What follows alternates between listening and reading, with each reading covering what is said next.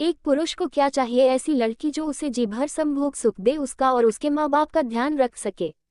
हमारी शादी होती और हमारे बीच सब अच्छा चलता है।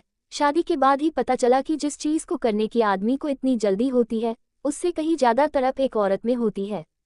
मुझे भी कीर्ति पर इतना प्यार आता था कि मन करता था उसकी हर ख्वाहिश पूरी करूं, और मैं प्रयास भी करता था।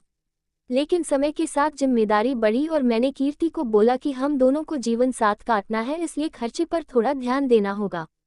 इसे सुन के उसने तुरंत बोला कि अब क्या कटौती करनी है, ऑलरेडी मन मार कर रहती हूँ। मैंने मन में सोच कि मैं तो इसकी हर ख्वाहिश पूरी करता हूँ, फिर ये ऐसे कैसे बोल सकती है कि मन मार के रहती हूँ। मैंने बोला, आखिर क्या कमी है जो तुम बोल रही हो मन मार के रहती हो। उसने मुझे गिनाया कि मैं भी बड़ी गाड़ी में घूमना चाहती हूँ, मैं भी चाहती हूँ कि साल में कम से कम 45 ट्रिप करूँ, मैं भी चाहती हूँ कि मेरा घर सजा रहे, मैं मेकअप के सामान ब्रांडेड इस्तेमाल करूँ। मैंने बोला, खुद ही 3000 की लिपस्टिक लगती हो, 5000 का पांडा, और क्या चाहिए। जवाब में उसने ऐसी बात बोली मानो एहसान गिना रही हो, कि किसी चीज़ की डिमांड नहीं करती है। और मुझे खुद पर आत्मग्लानि होने लगी कि मेरी पत्नी की ख्वाहिश में पूरा नहीं कर पा रहा। मैंने दोबारा बात नहीं की इस बारे में, और साइड में भी तेज काम करना शुरू किया जिससे एडिशनल अर्निंग हो जाए। तभी उसका बर्थडे आने वाला था। उसने एक ड्रेस पसंद की थी दुकान पर जिसकी के 12,000 थी। मैं ऑफिस से आता हूँ और वो मुझे गले लगाती है, पानी देती है और बोलती है पैसे दे दो, जाके ड्रेस ले लूँ। मैं भी मजाक के मूड में था और मैंने बोला कि अरे डियर, पैसे तो नहीं हो पाए हैं क्योंकि इस महीने सैलरी मिलने में काफ़ी दिक्कत होगी। इस बार साथ में बर्थडे मनाते हैं, ड्रेस तुम अगले महीने लेकिन, और साथ में अपनी महंगी वाली लिपस्टिक भी। तभी वो मुझे अपने से दूर की और बोलने लगी, क्या यार, आपसे एक चीज़ बोली थी वो भी अपने नहीं की। मैंने शॉप वाले को बोल के रखा था ले लूंगी, बेचना मत। अब बेइज्जती हो गई। तुरंत मैं बोला कि अरे इसमें बेइज्जती कैसी, शॉप है, बिक भी जाए तो फिर बोले कि उसमें का मंगा लेना। अच्छा मांगा लूंगी, और जो मैंने अपने फ्रेंड्स को बोला है कि मैं बर्थडे में वही ड्रेस पहनूंगी, उसका क्या, क्या ये मेरी बेइज्जती नहीं है। इस बात पर मैंने बोला, तो क्या मैं चोरी करने जाऊं? अगर ऑफिस में लेट हो रहा तो मेरी क्या गलती है?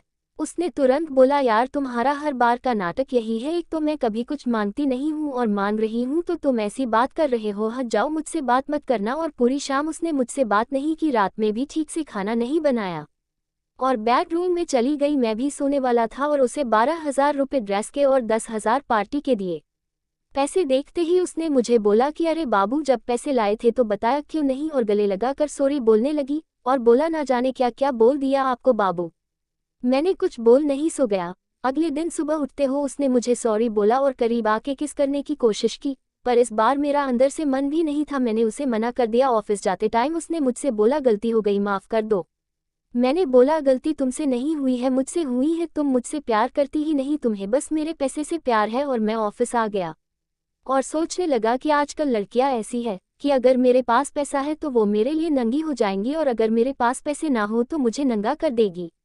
शाम को घर आया पर बात नहीं की मैंने। 3 दिन बाद उसका बर्थडे था, अच्छे से मनाया और घर आके बोला कि अब बेंगलों में नहीं रहूंगा, मैंने ऑफिस से वर्क फ्रॉम होम लिया है, अब मैं गांव चलकर माँ बाप के साथ रहूंगा।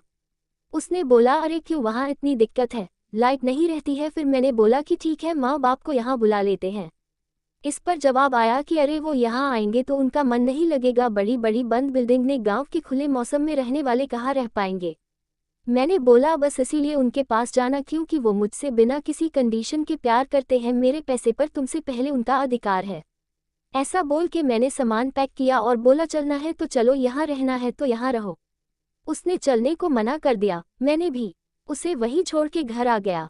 घर आके ने पापा और माँ को बात बताई तो उन्होंने मुझे ही गलत समझा, पर मैं सच्चाई जानता था। उसे बुलाया पर वो नहीं आई। कुछ दिन में पैसे भेजता था, लेकिन 4 महीने बाद जब उसने एक बार ये भी बोला कि उसे भी साथ आके रहना है तो मैंने भी पैसे देने बंद कर दिए। जैसे ही पैसे बंद हुए उसका असली चेहरा सामने आया। उसने मेरे ऊपर हो केस किया कि शादी के बाद भी पत्नी को शारीरिक सुख देने में समर्थ नहीं हूँ, इसलिए उसे तलाक चाहिए और बदले में हर महीने एक फिक्स धनराशि। कोर्ट में जब मैंने अपनी बात रखी कि ये मुझसे नहीं सिर्फ मेरे पैसे से प्यार करती थी और ये मेरे माँ बाप के साथ नहीं रहना चाहती थी, तो पता चला ऐसा तो कोई कानून नहीं है जिसमें लड़की माँ बाप की सेवा करना जरूरी हो। मैं कैसे हार गया और आज भी हर महीने 40,000 उसे देता हूँ और अपने माँ बाप के साथ गाँव में रहता हूँ।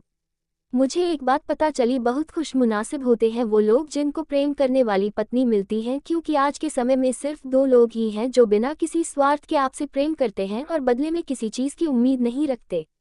वो है हमारे माता पिता। एक बार गांव की कम सुंदर दिखने वाली लड़की से शादी कर लो, पर शहर की सुंदर लड़कियों से करने से पहले 10 बार सोचना।